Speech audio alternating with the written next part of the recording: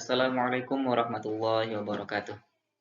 Bismillahirrahmanirrahim. Alhamdulillahirabbil alamin wassalatu wassalamu ala asyrofil anbiya'il mursalin wa ala alihi wa sahbihi ajmain amma ba'du. Bentar ya. Ya. Pertama-tama eh, saya harus memperkenalkan diri dulu sebelum lanjut ke apa yang akan saya sampaikan nanti. Perkenalkan, nama saya Andri Saputra. Saya seorang mahasiswa di Institut Qomarul Huda Bagu dan jurusan saya itu Pendidikan Agama Islam. Sekarang saya itu menempuh semester 4. Kemarin selesai semester 3 dari apa ya? Hari Jumat itu selesai. Dan tapi sebelum itu ada satu mata kuliah yang belum saya selesaikan untuk pengambilan nilai semester itu di mata kuliah TPPAI, Teknologi Pembelajaran Pendidikan Agama Islam. Itu dosen menyuruh kita membuat video pembelajaran, tapi sebelum itu buat PowerPoint, kemudian apa? Sebelumnya itu buat RPP dan sebagainya. Singkatnya sih disuruh membuat video pembelajaran, kemudian diupload ke YouTube. Dan ini baru pertama kali ya saya membuat video pembelajaran. Jadi ya maklumlah kalau ada yang terlihat kaku dan sebagainya. Oke, itu saja pengenalannya. Kemudian bisa dibaca itu ada tulisan yang besar itu judulnya bunyinya itu beriman kepada Nabi dan Rasul. Itu tema yang akan saya bahas atau judul materi yang akan saya bahas di video pembelajaran ini. Oke, tanpa kita basa-basi ya, kita lanjut ke video pembelajaran next berikutnya itu. Oke, ini perkenalannya sudah, nama dan sebagainya. Sekarang kita akan masuk materi. Oke. Materinya di sini kan tadi judulnya adalah beriman kepada Nabi dan Rasul. Ini adalah rukun iman yang keempat. Rukun iman itu ada 6. Tapi sebelum itu kita harus bahas dulu cara beriman. Cara beriman itu ada 2. Ada yang secara ijmal, ada yang secara tafsil. Ijmal itu artinya singkat. Tafsil itu artinya rinci atau terperinci. Itu cara beriman. Ada yang cara berimannya itu secara ijmal, kemudian ada yang secara tafsil. Sekarang untuk cara atau beriman secara ijmal itu ada 2. Pertama itu amantu billah wa bima qala Allah. Saya percaya kepada Allah dan segala firman-Nya. Itu yang pertama, kita percaya kepada Allah dan segala apa yang difirmankan oleh Allah. Kemudian yang kedua, amantu bir rasul wa bima qala rasul. Saya percaya kepada Rasul dan segala sabdanya. Itu iman secara mujmal atau singkat. Kemudian berikutnya ada yang secara tafsil atau mufassal, terperinci. Ini banyaknya ada 6 sesuai dengan sabda Rasulullah Shallallahu Alaihi Wasallam. Antu'mina billahi wa malaikatihi wa kutubihi wa rusulihi wal yaumil akhir wa bil qadri khairihi wa syarrihi. Artinya bahwa engkau percaya kepada Allah, percaya kepada malaikat-malaikatnya, percaya kepada kitab-kitabnya, percaya kepada rasul-rasulnya, dan percaya kepada hari kiamat, percaya kepada takdirnya, baiknya dan buruknya. Nah, itu rukun iman. Jadi pas 6 sesuai dengan sabda Rasulullah Shallallahu Alaihi Wasallam. Kemudian, oke, beriman kepada Nabi dan Rasul. Kita harus mendefinisikan dulu ini Nabi dan Rasul. Siapa Nabi dan siapa Rasul? Tapi sebelum itu kita harus membahas dulu sedikit katanya nih. Pertama, lafaz Nabiun ini bisa dianggap sebagai isim fa'il atau isim maf'ul. Kalau dia dianggap sebagai isim fa'il itu maknanya menceritakan. Maksudnya di sini adalah menceritakan khabar gaib tentang agama yang beliau terima dari Allah. Kemudian kalau dianggap sebagai isim maf'ul, ini maknanya itu diceritakan. Maksudnya di sini diceritakan oleh malaikat Jibril tentang segala masalah agama. Jadi bisa dianggap isim fa'il, bisa juga dianggap isim maf'ul. Kemudian lafaz Rasul ini itu sama dengan lafaz mursal. yang bentuknya ini adalah isim maf'ul, yang maknanya itu yang diutus atau utusan. Jadi kalau definisinya itu innar rasula huwa insanun hurrun ba'athahullahu subhanahu wa ta'ala ila 'abidihi liyuballighahum anhu ahkamahu at-taklifiyah wal wad'iyah. Artinya, Rasul itu adalah seorang laki-laki merdeka yang dibangkitkan oleh Allah untuk menyampaikan hukum-hukum agama kepada hambanya.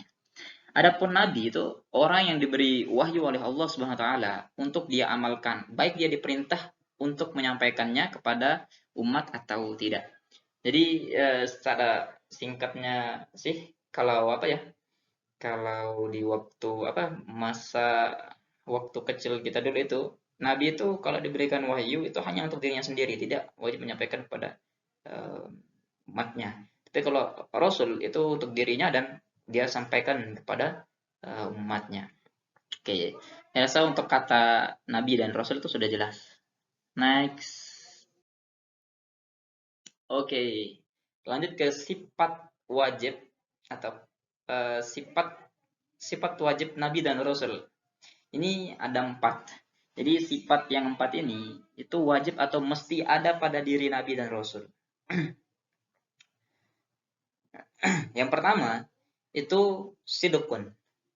Sidukun ini maknanya itu benar. Dia mustahil mustahil kizbun, artinya dusta. Jadi Nabi itu sifatnya sidukun, benar. Kemudian Nabi itu mustahil sifatnya itu dusta. Di sini saya cantumkan 2 dalil. Yang pertama itu ada dalil akli dan dalil naklinya. Kalau dalil aklinya itu, kalau Nabi itu berdusta, tidak mungkin dia diutus oleh Allah menjadi Nabi. Karena Allah maha mengetahui. Kalau Nabi itu berdusta, maka agama ini akan menjadi palsu. Itu tidak mungkin. Maka pasti Nabi itu benar. Itu dalil aklinya. Kemudian yang dalil naklinya itu adalah di Quran surah Yasin ayat 52 yang bunyinya itu qalu ya wailana man ba'atsana min marqadina hadza ma wa'adar rahman wa sadaqal mursalun. Artinya itu diambil wa sadaqal mursalun dan benarlah rasul-rasulnya itu. Dan benarlah rasul-rasulnya. Wa sadaqal mursalun ini dalil untuk sifat Nabi dan Rasul itu adalah benar, sidqun. Oke, yang kedua, ada sifat Nabi itu amanah. Amanah ini artinya jujur. Mustahil khianah. Khianah ini artinya tidak jujur. Di sini juga sama, ada dalil akli dan juga dalil naklinya. Dalil aklinya adalah, kalau Nabi itu tidak jujur, tidak mungkin ia diangkat oleh Allah menjadi Nabi. Karena Allah maha mengetahui.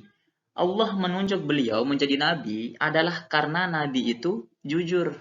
Artinya, Nabi itu menghalalkan yang memang halal, mengharamkan yang haram, dan beliau menjauhinya. Nabi itu tidak melakukan perbuatan yang tidak disenangi oleh Allah, meskipun makruh, apalagi yang haram. Itu. Jadi amanah itu jujur. Itu mustahil Nabi itu khianah, artinya tidak jujur.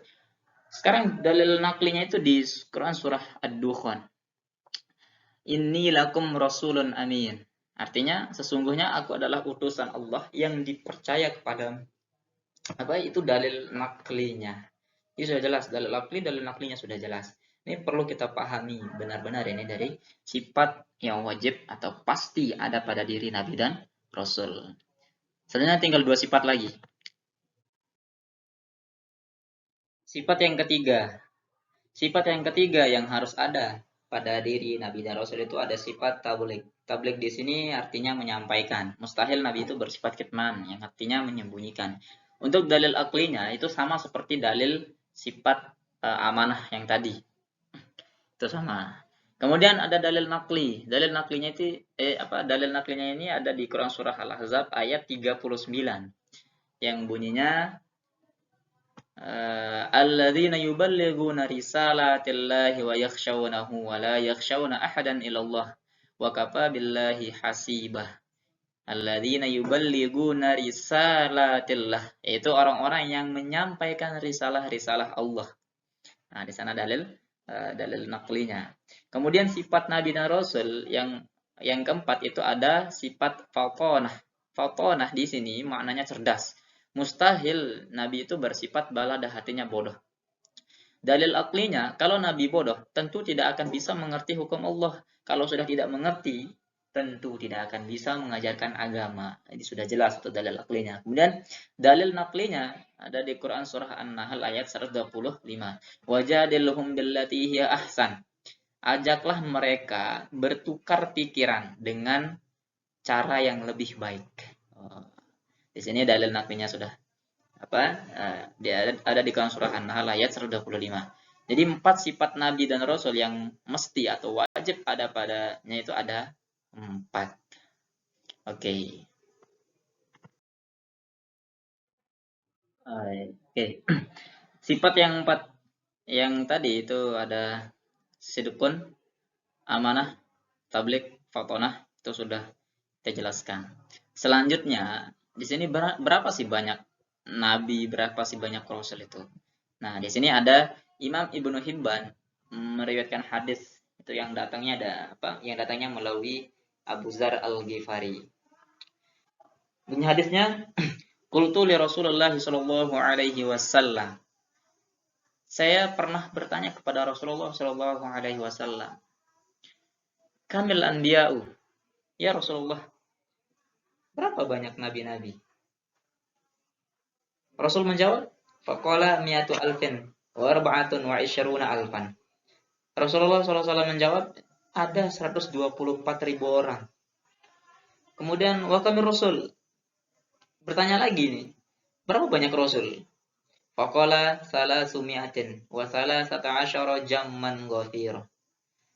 Rasulullah SAW menjawab, banyak rasul itu ada 313 orang. Jadi bisa dibayangkan ya, manusia dari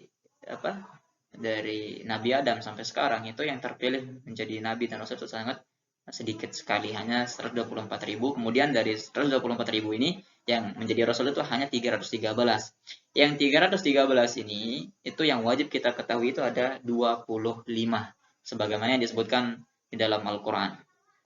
Dan ada di yang 25 ini nabi dan rasul yang wajib kita ketahui ini ada yang disebut dengan rasul-rasul pilihan atau ulul azmi. Ini banyaknya 5. Urutannya itu yang pertama ada Nabi Muhammad Shallallahu Alaihi Wasallam, kemudian ada Nabi Ibrahim Alaihissalam, kemudian ada Nabi Musa Alaihissalam, Nabi Isa Alaihissalam, dan yang terakhir ada Nabi Nuh Alaihissalam. Jadi penjelasan tadi itu yang sudah kita jelaskan, ada cara beriman, kemudian pembagian iman itu ada yang secara mujmal, ada yang secara tafsil. Kemudian sifat Nabi dan Rasul sudah ada 4, ada sidqun, amanah, ada tablik, fatonah. Kemudian banyak Nabi dan Rasul itu ya ini materinya. Oke, mungkin sekedar itu yang bisa saya sampaikan ya. Oke, sekedar itu yang bisa saya sampaikan.